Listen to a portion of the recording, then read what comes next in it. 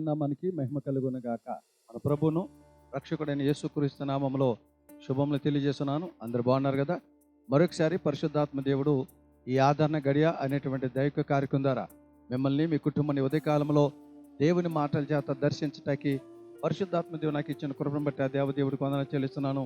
దేవుడు ఇంకను మిమ్మల్ని మీ కుటుంబాన్ని బహుగా దేవుడు దీవించునుగాక. ఆమేన్. రండి దేవుని యొక్క వాక్యానందాం. పరిశుద్ధాత్మ దేవుడు ఈ రోజున మనతో మాట్లాడుకున్న అంశం ఏంటంటే, పరిశుద్ధాత్మ దేవుడు నన్ను ప్రేరేపించిన మాట ఏంటంటే, నేను బతిమాలుకుంటేనే.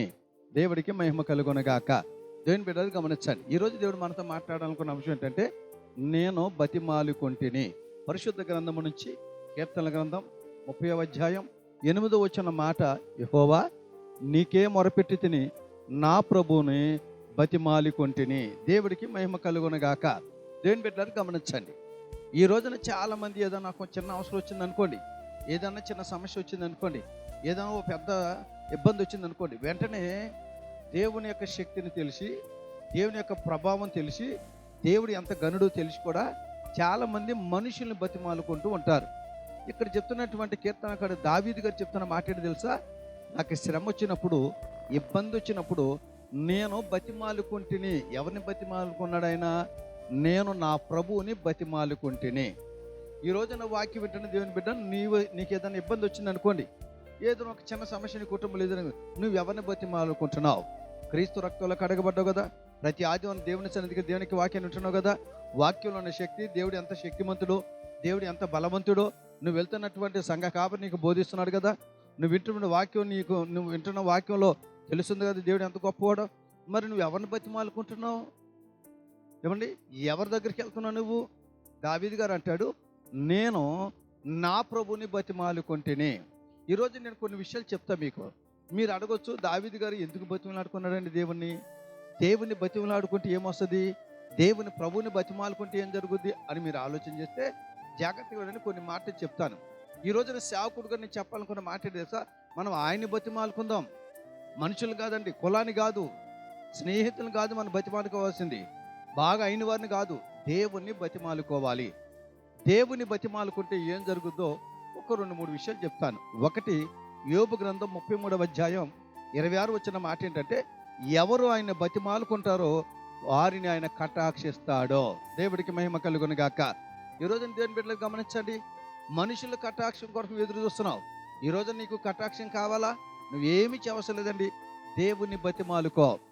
దేవుని బతిమాలుకుంటే ఏం జరుగుద్ది అంటే, ప్రభువుని బతిమాలుకుంటే వారి మీద అంటే దేవుడు కటాక్షం చూపిస్తాడు.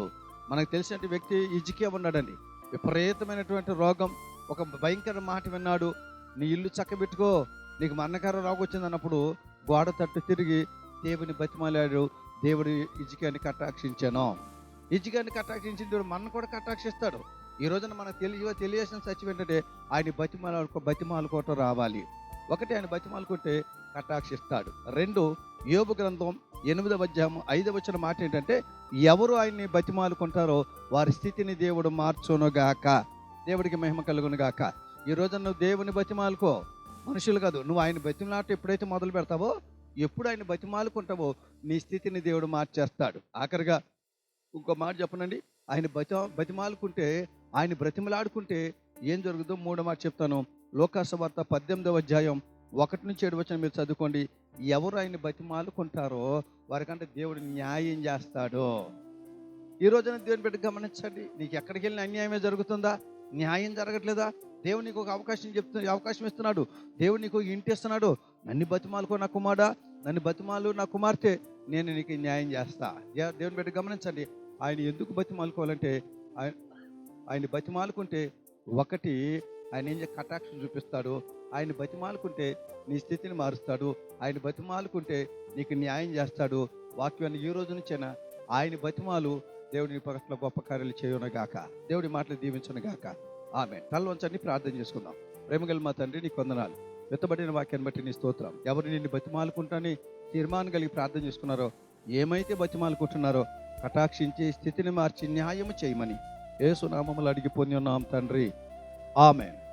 మరొకసారి ప్రభుపేట మీకు వందనాలు చెల్లిస్తున్నాను. దేవుడు మిమ్మల్ని దీవించునుగాక. దేవుని బిడ్డలు గమనించండి, మీరు ఇంకెవరైనా సరే ఈ వాక్యం వింటున్న ఆదరణ గడి అనేటువంటి దైవిక కార్యం వింటున్న మీరు ఒకవేళ ఇంకా సబ్స్క్రైబ్ చేసుకోకపోతే సబ్స్క్రైబ్ చేయండి. మీరందరూ దేవునికి వాక్యం వినండి, అనేక మంది షేర్ చేయండి. మీరు వాక్యం వెంటనే లైక్ చేయండి.